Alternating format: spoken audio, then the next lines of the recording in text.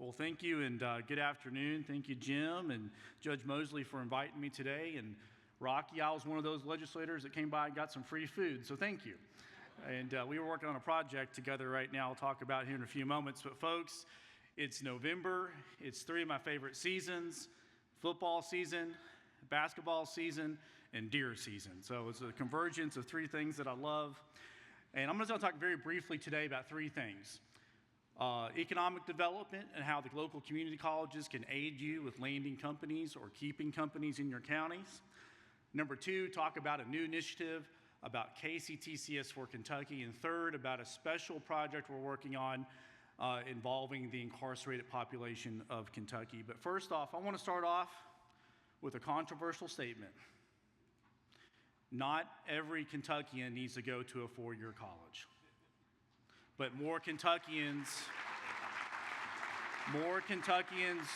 need to go to college. And we need more of both. We need more people who want to work with their hands. And we need more folks that want that short-term degree with us. And we need more folks going on and get that four-year degree and beyond as well. There's an unfortunate national narrative in America right now that's very real. These are conversations that are occurring around the dinner table every night that goes a little something like this. Why should I go to college for 4 or more years to get a degree that may not have anything to do with the job that I want, and then have soul-crushing student loan debt on the way out? That is not the narrative of your local community and technical college. Chances are we're getting those students in and out in 2 or less years. Some of our programs, like our CDL truck driving license, is as little as 4 weeks. You can go away and get a job making $50,000 a year. Or a lineman program, 15 weeks, climbing up those telephone poles and getting the power back on, making $70,000 a year after 15 weeks with us. That's not the case at our community colleges. We're going to get you in and out. And 72% of our graduates walk across stage with 0 student loan debt. And that's something due to the generosity of funding from the Kentucky Lottery, something that I contribute to every Saturday night. Those work-ready scholarships are working because it's putting butts in seats and putting people into jobs, and we were really appreciative for that funding opportunity as well. Our enrollment is up, and it's up for a reason. We have more high schoolers than ever starting their college career with us, getting ahead. We have a lot of folks coming to us to say, I want to go on to UK, U of L, or Western, but I'm going to do my first 2 years at the community college because it's half the price. And also, I'm close to home as well. And we also have program relevancy. We are constantly changing our programs so that they're more relevant towards the jobs that are available in Kentucky as well. In fact, last year, my first year in, we sunsetted or got rid of 400 academic programs that were no longer needed, so we could make way to expand into healthcare and other areas as well. And in case you don't know, we have 70 campuses. We have a campus within a 30-minute drive of 95% of the Kentucky population. That's great for access, because if not for the local community college, there's an untold number of Kentuckians that may have thought that they never would have the chance to go to college. So please support your local community colleges, just like we support our athletics teams last night in the arena. We would need you to support us as well. And so I want to ask you a question. Please raise your hand if you or perhaps one of your children have ever taken a class at one of our 16 community and technical colleges. And look around the room. Look around the room. That shows you the impact that we have regardless of which county we are in across Kentucky. And oh, by the way, if you raise your hand, that means you are an alumni or a proud parent alumni, which means you need to donate to your foundation board back home as well.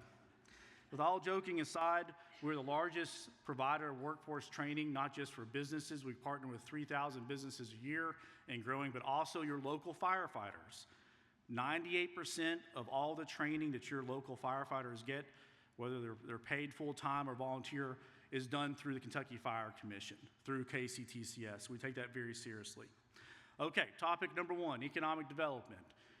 We are working with the governor's office. We're working with the Kentucky Chamber of Commerce, our friends in K-12 and other partners, Cabinet for Economic Development, with the SWAT initiative. This is a one-stop shop concierge service approach towards economic development, working with your local economic development professional.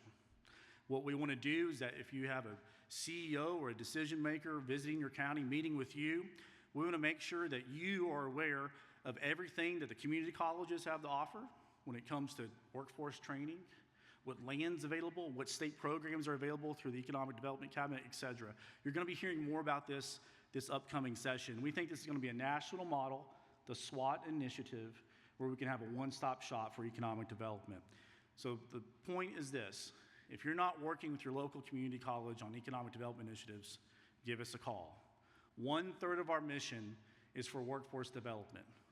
1/3 is for the transfer pathway to get those students in line to transfer to a four-year university. And the other third of our stool is for students to get technical and trade jobs and go straight into the workforce. Which brings me to a brand new initiative, which we are calling KCTCS for Kentucky. As a former elected official that's now an academic, I've always been a farmer, still am. Our community colleges are here to work for you. We have 16 of them, and guess what? Each of the 16 have one word that's the same in all 16 of them. That's the word community. Our mission is different than the four-year comprehensives or the R1s at UK and U of L. We're here to provide a community service, be that backbone and pillar of your community and part of economic development. So it's my philosophy that our community colleges should be doing everything they can to aid local government and to aid state government. So we're doing a top-to-bottom review right now to create programs that will benefit you and your office and county leadership. So let me throw out a few ideas here and let me know if we're missing something or we need something to be invented as well. Next year, election year in Kentucky, we have a lot of county clerks that are looking for county poll workers. We are developing a training module for our county clerks so they can better train poll workers across Kentucky because we know there's a need. That's a win for Kentucky.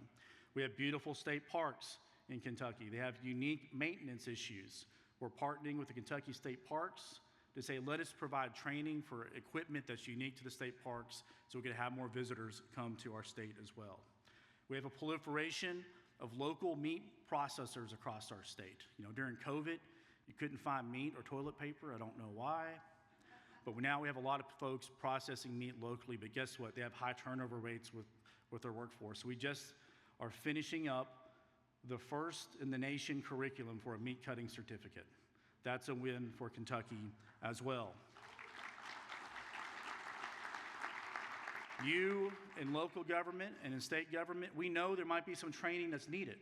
We know we have heard from our judges and mayors, et cetera, that there needs to be more training on government accounting. So we are creating a government accounting course. We want your input on this so we can share this across the state. We're working with KACo on this as well. Many of you all hire workers that require a CDL. We are the largest provider of CDL training in Kentucky.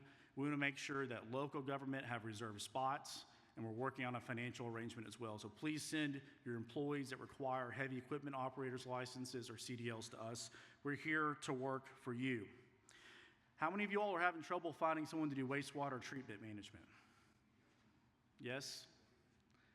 We're creating a curriculum, actually starting in Hazard, so that we can help train up your workforce for the specific training that's unique to wastewater management treatment in Kentucky as well. AI is here to stay. We created a module for that you may find useful. And finally, we printed the first house in Kentucky. That's right, we printed a house in Somerset, aimed to be flood-proof and tornado-proof, still a concept. We were the ones to do that, not because we invented the technology at the community colleges, but we're training the future workforce because we know that future road maintenance, bridge maintenance is more than likely going to include the fabrication or printing of modules as well. So those are a few ideas we're focusing on with KCTCS for Kentucky.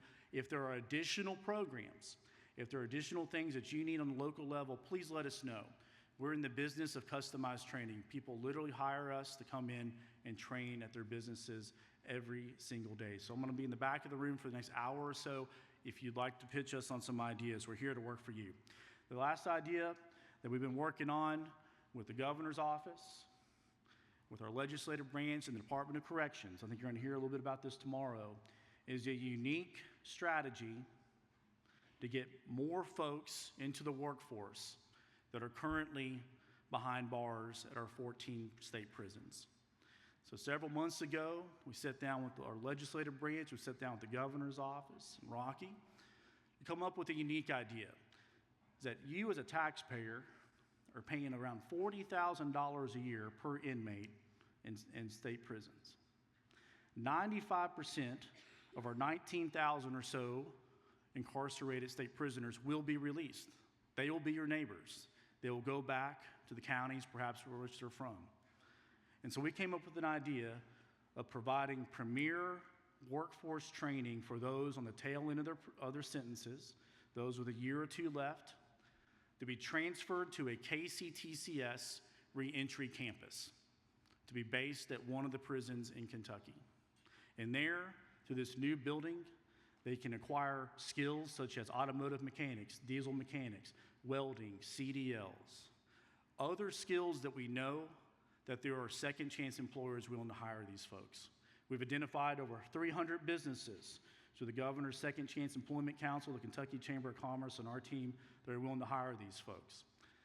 And so the best way for those who are released from prison to not recommit and come back is to have a job for them as well. And there are folks willing to hire them. There's jobs opening, as you heard just recently. This is an idea we're bringing to the General Assembly. We'd love to have your ideas on this. We appreciate that. In conclusion, it's great to see you all here today. I appreciate what you do. I admire the service that you provide at the local level. But look no further than your community and technical college as a pillar of your community and part of economic development. We pride ourselves on being nimble, on being responsive to the needs of employers in our state. We focus on workforce, and we also, just like KACo, have a presence across the entire state. So please use us. So I'm going to leave you with a piece of homework. If there is a training deficiency, if there's something that we can do, please let us know. We are here to work for you. And I know some of you all may have gone to a basketball game last night, UK and U of L. Imagine the day, we had a couple of claps. Imagine the day when we cheer for those graduates who walk across stage with a technical degree or a welding certificate just as much as we cheer for that high school senior that signed on with your favorite sports team. That's what we've got to do in this state. We need to celebrate those who are entering the workforce just as much as we do for our athletes. Thank you for having me here today, and let us know how we can be a help to you. Thank you.